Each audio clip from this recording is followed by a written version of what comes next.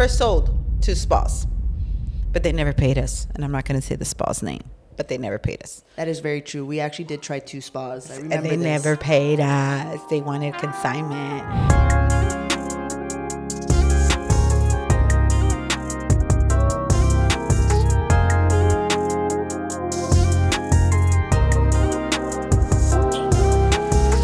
Welcome to our very first podcast, The Price of Beauty, El Costo de la Belleza, and what Olivia says.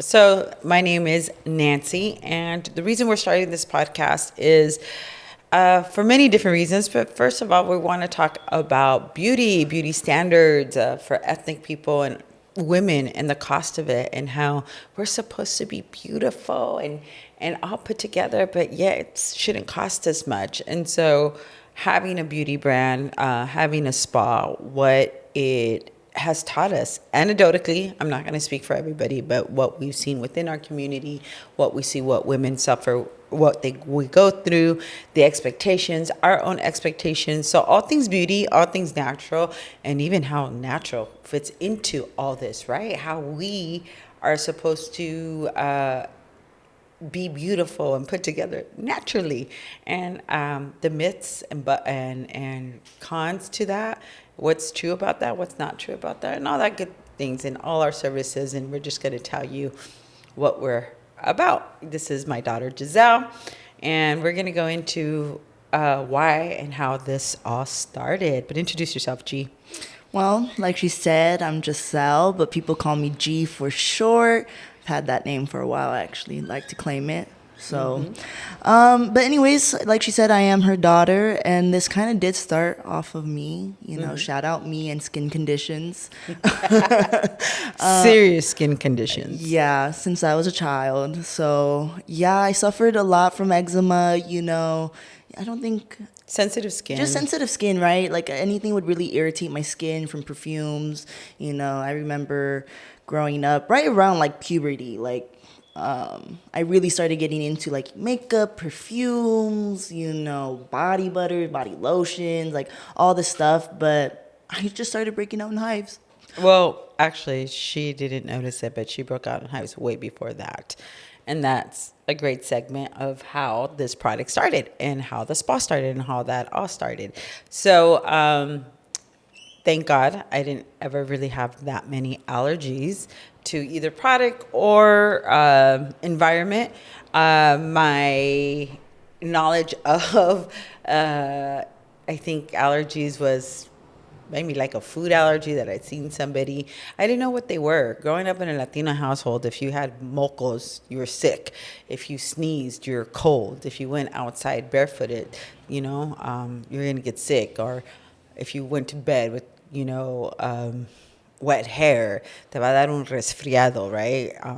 I've learned to call it, nobody get offended, but I've learned to call it the Mexican flu, right? Because my mom me decía, no salgas así, tápate el pecho, tápate la espalda. So, for me, anytime I was sick or I sneezed or had runny nose, it was because I was sick, not because I could have been possibly allergic to something, right? So that was part of the education. So, yeah, I have this brand new baby, this big brand new baby, because she was huge. She was 9 pounds, 3 ounces, that had every allergy underneath the moon and stars. And Giselle would always have mocos. Y mi papá me decía, ¿por qué tiene mocos? ¿Por qué está enferma? And I'm like, I don't know. You don't cover her enough. No la tapas. And you were out too late. And I always had a reason. My parents always would be like, that's why she's sick. Never had an idea that she might have had a couple allergies.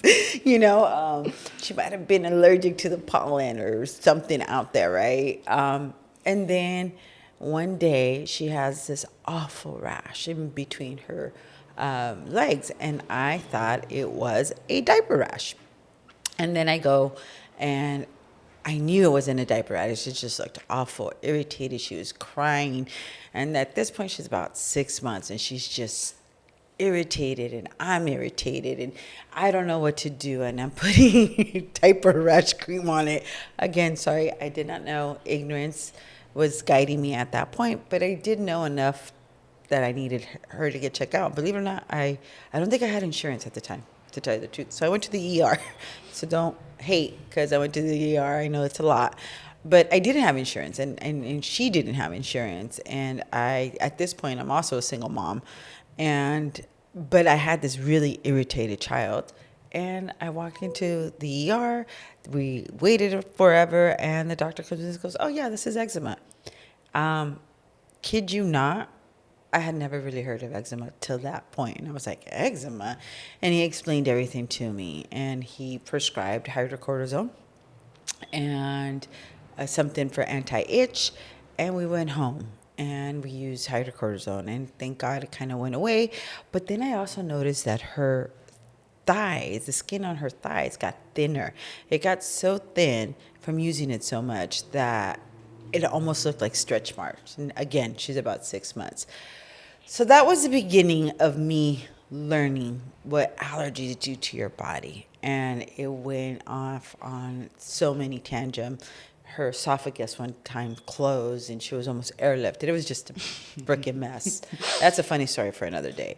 But it was just a mess. And then I decided to help her to do something about it. Though I did decide later, because I did find a couple lotions that she wasn't allergic to, and we used those until she hit puberty. You want to talk about your puberty? Yeah. Well, specifically the lotion you're talking about, I have like a very vivid memory, a couple of vivid memories about my eczema experience. Like my most vivid memory of my eczema is getting it right here, and I your actually remember, folds. my folds, and how I'd like always be crying because they literally burned, and like it just, whenever sweat got into it. And I was also a very active child. I played multiple sports. I was very sweaty, and like she said, when puberty came around, one of my most vivid memories about my eczema was actually Lush. There was a lotion that Lush had, and I remember Mom yelling at everybody in the family like not to use, like there was a rule not to use that cream because It was at the the time, dream cream. I remember she the remembers. dream cream. It was the dream cream. It was the one that she can only, like one of the ones that would not break her out. So then I realized EU standards were pretty good for her versus American standards. But continue. Yeah. And so then as puberty came, acne came. She didn't have much acne, but let me tell you the truth. She stunk. I did stink. She was a stinky monkey. And this stinky monkey That comes from a family name, by the way. That's a nickname. It's what was your nickname? Chunky Monkey, because she was Chunky chunky too. But as Giselle says, she was very active, did soccer. And I remember the day I picked her up. She got in my car. This is at middle school. This is like, I think maybe 6th grade. I remember this. And there was this pungent smell. And I was just like, I said, did you eat tacos today? She did tell me that. Remember? And mind you, like, this is immediately as I like get into the car. Like, there's no like, maybe this could be the outside air. No, immediately sit down, put my backpack down, and she's like, "Did you eat tacos today?" I'm like, "What kind of school do you think I go to?" And then I was like, "Did you eat onions?" And she said, "No." And I said, "Whoa." I rolled those windows down, and we drove home with the windows down. And I was like, "Oh, okay, she needs deodorant." Knowing her issues, right? So I started doing my research, and she's hitting puberty, and then nothing works, right? None of the natural stuff work. And I'm like, woo, this girl smells. And she's cute. She was cute back then, right? Though Still am. my husband, her dad at the time, oh, she thinks she is. I'm just kidding. I'm just kidding. My husband at the time was like, let her smell. And I was like, no, there's no way we can let her smell. But not only was it like a slight smell, it was like, it was bad. It was bad. It was bad. I can even admit it was bad. To the point where we had to research what she was eating. Like, I was like, this is not normal. Like, why does she smell so bad, right? Because she had a stronger odor than myself, than my husband. So I was like, this is odd. And, but kind of skipping here. But we went to natural deodorants, and you tried them all, the Crystal, the Toms, the Mitch's. And then first of all, we learned that some of them are not natural. The fragrance irritated her, and just it wasn't working, right? And that's the introduction to this product, right? My kids were going to daycare. There was a biochemist out there, and we first partnered up with her to see what we can produce. And the first thing that was really came to mind and really just worked was a deodorant. And it was for a while, especially in our early farmers market days, especially if you are our old customers, you know that was our best seller. Like everybody came back and brought family and just kept coming for the deodorant until Maddie Mango hit. Yeah.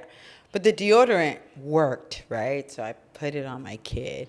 I didn't burn off her armpits. And she didn't smell. I was like, whoo, oh, I got this. I go, it was a good formula. But more importantly, I knew I could sell it. And I also knew that I couldn't be the only parent going through this. Like the Dream Cream wasn't that it was expensive. It was too expensive to lather her whole body, right? And I just remember natural and plant-based was expensive, and it wasn't even that good. And especially with the US standards and what we call organic natural, there was such nuances behind it, right? Because through formulation we learned that it only has to be like 75% organic to be considered organic. And what, fragrance, if you see fragrance behind a label, what that fragrance is made with, we're not privy to know. So there's like, we came across so many different formulations that we had to really digest to really know what it had. And I felt safer knowing what I had put in it and know it was natural and that it worked. So once I realized it worked, I told my husband, I go, I can sell this. Because I have a marketing background. I love sales. I love presenting. And my husband said, you're crazy. Because I had a good job at the time. He said, stick to your job. And I said, no, but I can sell this. He said, no. He's like, we need your income. You can't. And I was like, oh, man. But I started at the farmer's market on the weekends. And Giselle and my youngest son would love the farmer's market. So I'm going to back up a little and give you a little bit of history. I grew up going to the swap meet, or el pulgarito. My mom went to the swap meet for 15 years, and she would go 5 days a week. So we as kids didn't have summers. We were the employees, right? Especially as a migrant family. When you migrate to this country and your parents are in survival mode, the kids become such a vital part of that survival. So I've been an interpreter, an accountant, a lawyer, bankruptcy. You want to ask? I know, because I went through all these issues with my parents. So I was excited to start the farmer's market, but I got so much criticism. I got criticism from my parents. My brother would tell me, why would you do this to your children? We grew up this way. And so I think where I differed from my mother was that I wanted to make sure my kids got paid, and that it wasn't an obligation. And thank you, Jesus, that I wasn't able to, that it wasn't a matter of survival for me. My husband could pay the bills, right? Which my mom was the opposite. It was survival. We didn't pay the home, or we didn't eat. Our direct input at the swap meet was a direct outcome of how we lived, right? So I didn't know that at the time. I think I knew it, but I wasn't sure. I just knew it needed to happen. So with my kids, I wanted that to be different, but I also, going back and throwing it back to my mom, I love the way I grew up. I won't starve. You can put me in the middle of the desert and I will sell sand to a camel. I will find a way to survive. If anything, my mom gave us was such an education on adapting, selling, presenting, and you don't know the value of those things until you hit the real world, until we come out and I realize, oh, I know how to do that. I know how to present. I know how to sell. I know how to read the language, the body language, which I wanted my kids to have that because I didn't know how to teach it. I just had it from such a young age, my brother and I, that I knew that this route to the farmer's market would give them an insight and an edge, because I think growing up with immigrant parents that depended on their children for survival as well, gave me an edge that a lot of people that I knew within my circle that didn't have. And I wanted my kids to have that. What would you say, G? I would say, coming. So this business really started around middle school. So, I was at the ripe age of starting to present, start really getting in front of people, and I also think, my athleticism contribute to, the way I read people's language, but I would have to agree. I would say that the farmer's market taught her how to read on the athleticism. That's my take, but No, because I was in soccer for a longer time than I started the business. Was it? okay. So, but anyways, Strike that, take that back. I would say that I am happy that I grew up going to the farmers market and working the farmers market. Growing up, a lot of people would tell me that, you speak so well, you are one of the few people in your age that can speak and hold a conversation, and I have to contribute to the fact that was the farmers market, teaching Experience, me an right. experience. Yeah, because at the farmers market, and I think we carry this now in our business, but we really actually got to know our customers. Yes. And we Yes. really got to actually hear their Interact. needs and interact. And we still carry that to this point, I feel like. Even in the spa, yeah. Yeah, even in the spa. The And I connection's think real. the farmers market really, kind of not instilled it, because I think we are that kind of people anyway, you and me and just our family. I think it laid that foundation foundation. for what we wanted the business to be. Exactly. Right. And You then, know. and I know I'm not the only immigrant child that has gone through this, because like one thing I love about living and being established in Watsonville, we're much closer to immigrant children and immigrants versus LA, because I'm born and raised Angelina. Oh yeah, all this like pre stuff all happened in LA. Like- This is Downey, West Covina, City of Industry, But San LA, Gabriel, LA and Monrovia. suburbs, yeah, in LA. But LA is so big that you interact with so many people. And I think like with Watsonville, the one thing that I remember really feeling is the community and the immigrant community. And even though I would say a lot of our clientele is ethnic, even in Los Angeles, but in Los Angeles, there's many of us, right? There's affluent Latinos, there's immigrant Latinos, there's fifth generation Latinos. We're a little bit, such a melting pot. And I think coming to Watsonville and establishing the Watsonville really set precedence of what I wanted this company to be. And the thing that I know that I love the most is when I have parents of children that have allergies that tell me, oh my God, fui con el doctor, me dio nomás esto, tengo 10 citas, fui con el dermatólogo. They've gone to doctors after doctors. And one thing about the Latino community is that we were taught to revere, respect, and hold in high authority our medical doctors, especially in Latin America. So when a doctor gives you some instructions, we tend to follow it because we respect them. But then they forget that here in the U.S., it's really a business. And not that and this is not for every doctor, so please don't take that. But there's a certain disconnection between the patient and the doctor sometimes. And we've lived it, right? We've lived it here with our clients that will come to me and be like, hey, Nancy, what is this? And, the disclaimer, I'm not a doctor, but we've been 10 years in this game and we've almost seen it all.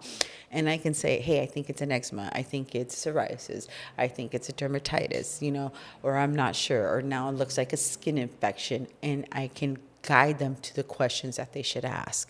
Or, recommend, hey, use an antibacterial soap, use this, use that. And then they come back and tell me, oh my God, it worked. Like that to me is everything for the brand and why the brand began. Because it takes me back to when I had a child as a person that is supposedly informed, a person that was supposedly had access, was so confused and so just so lost that I can't imagine having a language barrier, a culture barrier, a barrier that people don't see you as an equal and trying to get help for your child. So that's what the farmers market taught us, and what Watsonville taught us is how to connect and really be close to the community. Yeah, and not just that. When we were at the farmers market, we only started with 12 products, you know. Yeah. And as we were growing, our customers were asking us like, "Do you have this? Do you have that?" And that's really how, you know, our catalog expanded. Was not because, you know, let's make this to sell more. It was really out of people asking us, do you have a hand cream? Do you have a balm? Do you have a pain result? Like something to manage pain, right? A toner. And a toner. Serums. Or mask was a lot of being asked, you know. And we were coming up at the time where charcoal was really a big theme. Popular. Very popular, from the charcoal toothpaste to the charcoal whitening strips to the masks to the peels to everything, right? And so I don't know why I mentioned that, but like it just, you know, that's how it evolved. But you see, that also taught us that not every trend was for everybody, right? So of course we wanted to jump on the charcoal bandwagon because, and we did. Well, we did, but I think we did it responsibly, right? Like we would have people that be like, "Hey, I want to use a charcoal mask," and we have to ask the questions: do you have dry skin? You know, do you have acne? Do you have this? Yeah. Do you have that? No, charcoal's not for you, right? Because of X, Y, and Z, right? And I remember we only did 2 products, or maybe 3, which is our charcoal soap, our charcoal, our Black Swan, and then our powder mask that they can use either as a toothbrush, toothpaste, or they can add water and do and a make little it a mask. Yeah. So it was different compositions, and it had to be done with the right person. And that's where we learned that yes, we like trends, but we're not going to lend ourselves to the trend, because everything has a purpose, everything has a reason of why we made it. And like Giselle said, we really answered to the need of our clientele. Yeah. And we had so many clients that I still remember, like their names that would come up to us, and we had such good success at the and farmers especially market. when we kind of heard it over and over, you know, like I'll give an example, like our hand cream, our Maddie Mango. How many? That a lot of people were asking for hand creams, especially our nurses when we were working at Downey, you know, the Downey Farmers Market. If you know, you know.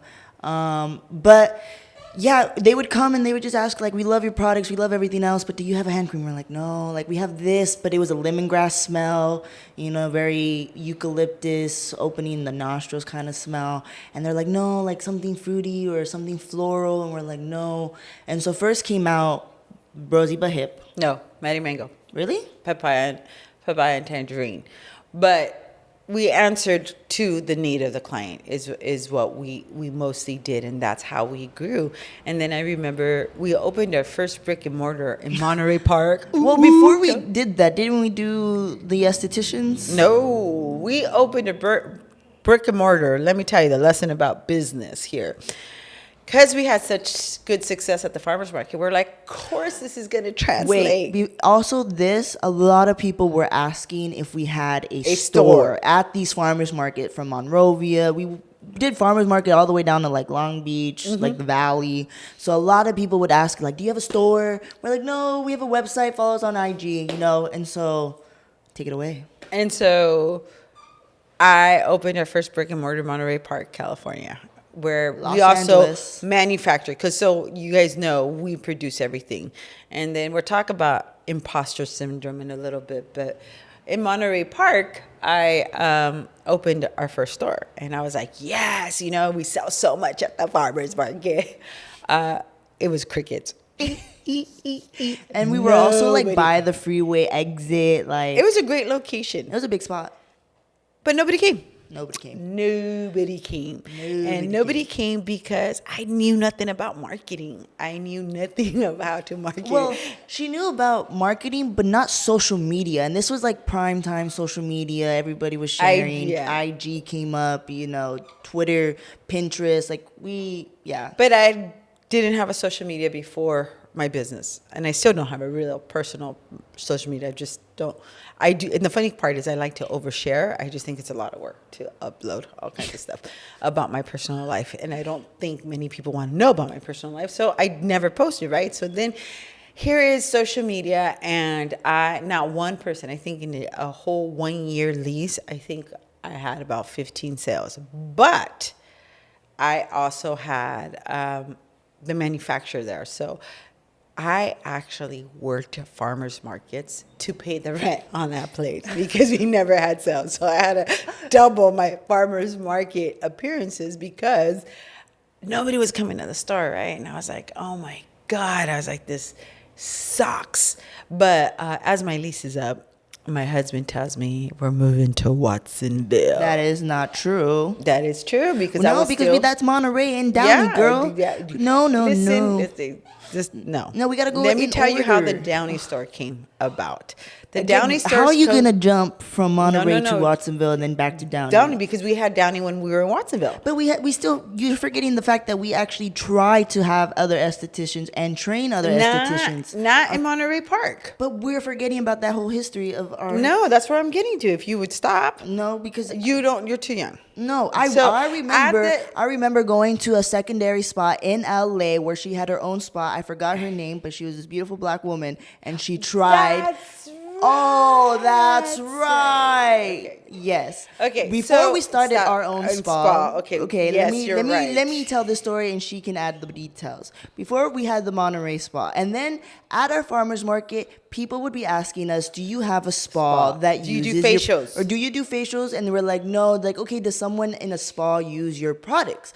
We're like, "No." Like, okay, and that question kept coming up, and so she started looking for estheticians. No, we first sold to spas, but they never paid us, and I'm not going to say the spa's name, but they never paid us. That is very true. We actually did try 2 spas. I remember and they this. never paid us. They wanted consignment, and like I'm telling you, business for dummies. If you are in any type of business, send me a DM. I will coach you because I've made plenty of mistakes for all of us.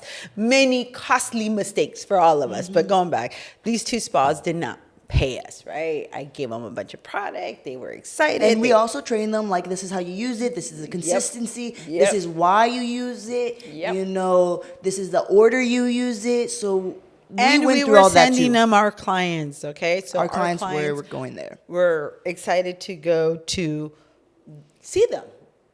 So that was one of the things we did, right? And that didn't work, and then that led to Downey.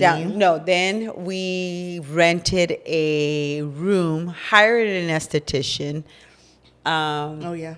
This is her. And she did North Hollywood. Well, yes. North Hollywood, if I'm corrected. Yeah. And she was a great esthetician. But like everything, no marketing, no clients, right? Nobody knew. And then I realized that we had opened it too far because our client base was like Downey mostly. Downey, Monrovia, City of Industry, West Covina, and they did not want to drive out to North Hollywood, right? So that was a very slow-lived experience, and it was very painful. Again, cost me a lot of money, but whatever. One thing you're gonna know about me is that live and it just learn, comes. baby. No, and it flows. I'm not gonna say money doesn't scare me, but it flows. Whatever I put my mind to it, it happens. It does. Somehow the universe is good to me, and it'll make it happen, even when I sometimes feel it's hard. It always comes up for me. Then my husband tells me, "Hey, by the way, we're moving to Watsonville." And I said, "What the heck?" I go, "What is Watsonville?" I go, "Is that where your cousin Jacob lives?" And he's like, "Yeah." I was like, "What the F?" I said, "How are we going to go to Watsonville?" He's like, "That's where we're going." I said, "Okay." So in the middle of shutting down my current shop, I get this gentleman that used to go to the farmers market with us and said, "Why are you closing?" I said, "Oh, my husband's leaving." Mm-hmm. And we're leaving to Watsonville. He said, "No, I want to partner up with you, and I want to run your LA store while you're in Watsonville." And I said, "What?" I said, "What do you mean?" He goes, No. He's like, "I like your product that much that I'm going to partner up with you." And he actually used to work the farmer's market with us. At the end, we used to get the fruit and the veggies that didn't sell because they had to get rid of them before they went bad. We would make soaps with the natural fruits and the fruit oils, because instead of going bad, we would actually, that's how our partnership originally started. He would give me a crate of like apricots and peaches, and we would make fresh soaps off of the pulp of these fruits. And they were really great, and he would sell them, and it went good. And then when he knew I was leaving, he's like, "No, let's partner up." And I said, "Okay." Well, that was Also, another lesson learned. A lot of money. We're telling you about all our mistakes, and that was it was sad. It was sad, and then it was also like it just didn't end well, that partnership. I remember my husband's be like, "He likes you." I go, "No, he doesn't. He likes my business." And he's like, my husband would roll his eyes at me and be like, "You are so naive." And I was like, "No." I was like, "I'm a strong, independent Latina. Of course he loves my mind." And my husband would be like, "Whatever, Nancy." But long story short, we opened a Downey location. And again, nobody was coming in, but we're still asking for facials. So then we turned it into a spa. Yeah. That was Mario. Mario helped us turn it into a spa. Do you remember Mario? Yeah. So we've actually have met really good people on this journey as well. Yeah. And our first spa was in Downey, California, but I was here in Watsonville, my ladies. And the pandemic hits. Yes. And then going back to our family friend or our cousin would tell me, "Nancy, open in Watsonville." And I would look at Watsonville and be like, "Nobody's going to come. Nobody knows us. Ow. Nobody has our farmers market experience. Like, they don't know who I am." And he's like, "Just open in Watsonville." And I was like, "Oh, my God." I go, "How? Where?" And it took me a while. But a year into our move, I decided to move in Watsonville. And it would open up. Yeah. And the same thing. Oh, Yeah. but by this time, We're traveling back and forth to Downey. because I used to have the worst commute. I used to commute from Watsonville to Downey, LA. I would leave on a Thursday at 5 a.m. We would do this like 3 times a month. I was doing this almost every week. Every week. Thursday. And we would all go. Like, We sounds like a lot. It was me, because these kids were in school. I was in school, but we still went on the weekends. We were like, I remember. Rarely. Oh But my anyways. God, that is not true. She was Ask my high actually, school no, friends. actually, you were really responsible for your brother, because I wasn't here. You Oh, would, yes. yeah. So, and going back to a business, a family-ran business, right? Giselle didn't live maybe the direct impact of her output paying the bills, but she did live where I made her responsible for her brother. Fair or unfair, she was a kid that took her brother to practices, to this, to that, because she was able to drive and had a driver's license. And I was that absent mom because I had a business in LA that I had to attend. And yes, I was absent. And this is where it is a family business, and my husband, right? And I made sure, like, she stepped up. That's the way she contributed and allowed me to do what I needed to do, which was travel back and But forth. I also didn't mind, like I also wanted this business to succeed. I think this business, me and my mom have put a lot of sweat and tears into this business, from, me being back late nights, formulating with her in the lab, bottling, helping with her because her hands were cramping from bottling and piping. The butters, we still All pipe. of that. Yeah, all that, Yeah. And so I grew up in this business. That's right. You started in middle school. It started because of me. It started with the 12 products, and after school, I would go to the farmer's market. Like after school, I'd meet my mom around 3 at Monrovia, be there till 11, close down. Okay, you guys might think this is irresponsible, but I used to put my daughter in an Uber at 12 years old to meet me at the farmer's market. But the thing is, I look like her. People always say I'm a mini her, or we're sisters. But she bloomed I really I young. got really tall, really young, and everybody mistaken me as an 18-year-old Right. as I was 12. So it was easy for me to get by and nobody asking me. But I've had times where someone were like, "How old are you?" I'm like, 18. They're like, "No, I can't. I'm not taking you." I'm like, "Okay." And I'd have them like, "Mom, you gotta order me another one." They canceled it, and because my mom was working, and of course, to other people, this might have seemed like that's irresponsible. Yes, and look, in hindsight, I look back, there were a couple of risks that I took that probably weren't the smartest, but growing up in a Latina household where I ran the streets when I was 12 years old. You know, I took a bus on my own. There's so many things I did at 12 years old that my kids didn't have, I don't know, the privilege or luxury, or maybe good for them. I just knew that she was going to be safe, and I knew that I had taught her, and I wasn't fearful. And then, of course, I married a fourth generation Mexican that is afraid of a fly. I would be like, "What'd you do? I can't believe you put her on the Uber." But, you know, that talks about the intersection between different generations. Culturally, my husband and I are a lot the same, but just the way we raise kids. And I'm going to go back and say it. I think we immigrants and children of immigrants have such a superpower when it comes to adaptability, when it comes to innovation and growing up less fortunate. It brings out a hunger, brings out a want that I didn't know how to transfer to my children because they were more fortunate than we were. Not that we're disfortunate, because I'm going to take that back. They were exposed to it because there was no need, right? Because I feel like I was fortunate. I really, really do. And I love the way I grew up. But I also knew that I needed to transfer some of this awesomeness that my parents gave me to them. And I wanted them to know that they had the ability to think outside the box and to be present and be themselves, and to be proud of that. And the only way I knew how to do that was by exposing her. I know people, I do get the chills because sometimes I do feel like I exposed her a little too much, but the outcome product came out well. But that was my intent. So it never really came out of not being concerned for her, or not being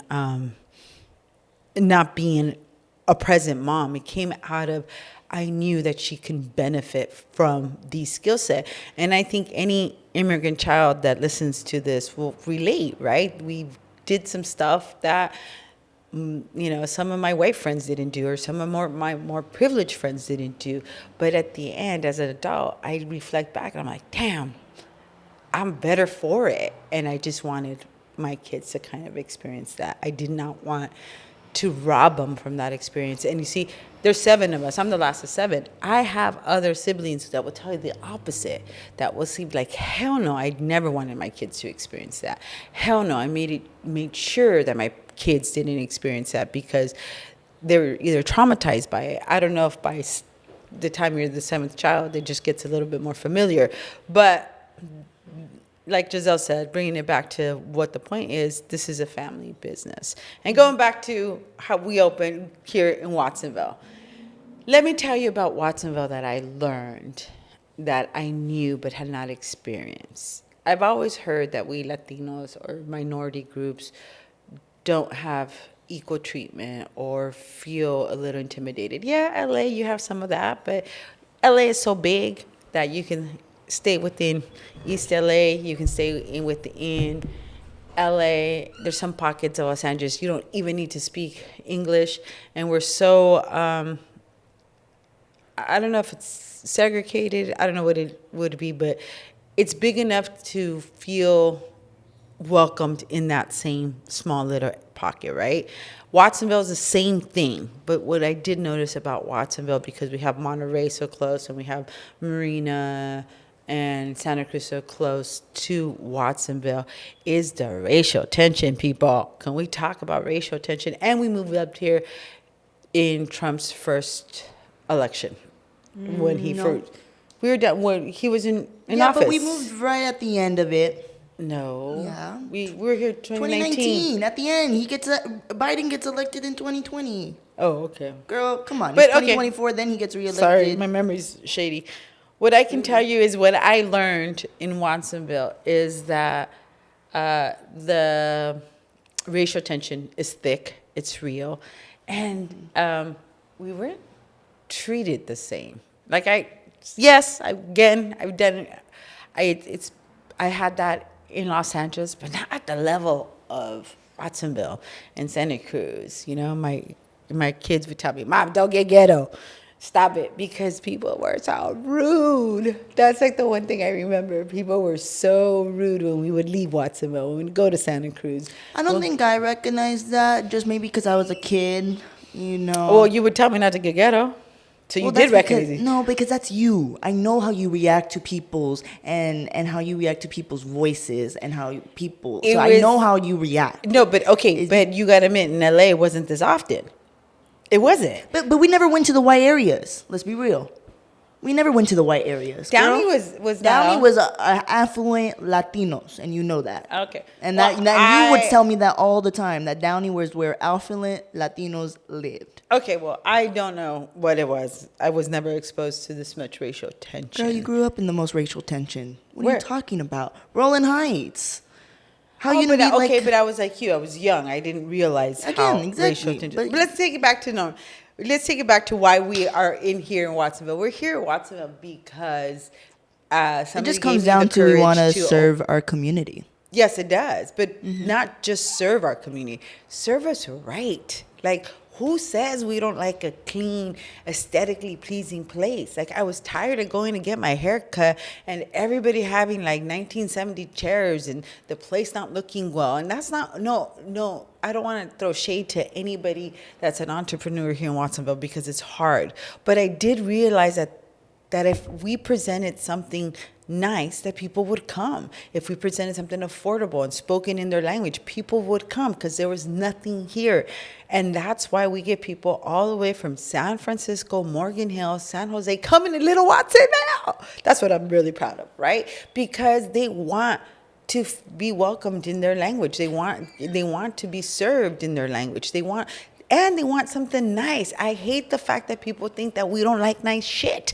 That's far from the truth. We love to walk into a place that's clean, aesthetically pleasing, and that's what we wanted to change in Watsonville. And please don't take this as there's nothing nice in Watsonville. I'm not saying that. I am saying in the beauty industry, when we are expected to look our best, feel our best, and not have to put effort in it. That's what also Watsonville reminded me of, right? You guys want us to look good and have our hair and nails done and our skin great, but nobody wanted to invest because we were taught that this was supposed to be natural and we're supposed to age gracefully and we're supposed to look this good with very minimal effort, which is the farthest from the truth, right? Even the fact that we went into a natural sector of the business tells you the mentality we have. Natural is better, right? But all of us like to do so many other things. We get surgery, we do micro-needling, we want to age, and aging gracefully takes work. But culturally, we're not supposed to put in that work. I don't know about that. I can tell you as a first-generation Latina, my mom didn't teach me how to do my makeup, clean my makeup off. But grandma's not like that. Grandma's a hardworking, doesn't care what she looks like as long as she gets that bag. That's grandma's motto. But like if I also think about my other side of the family, their nails were always done. Their hair was always done, and they always had no time to. True. They did not mind to invest. I have met plenty of Latino families that like to invest. First generation Latino families? Yes. That aren't South American? Literally, my family. That aren't South American. Because I really, and anybody that wants to leave a comment on the bottom of this, really, I think when it comes to North America, which would be Mexico and Central America, right? And the way we migrate and the reasons we migrate, beauty is secondary. Beauty is not first. I'm not saying it's not important, because it is important. It's very important culturally. But it also has this unsaid rule that it's supposed to be natural, and anybody that spends too much is una coqueta, is this, is that she spends so much money on beauty product. It's not seen like South America and below, where that's what it takes to see. And I'm going to tell you, because this is anecdotally, being in the beauty space, do you know how many women I serve that tell me, Nancy, nunca me he hecho nada? Es la primera vez que gasto en mí misma. Es la primera vez que yo tengo algo para mí.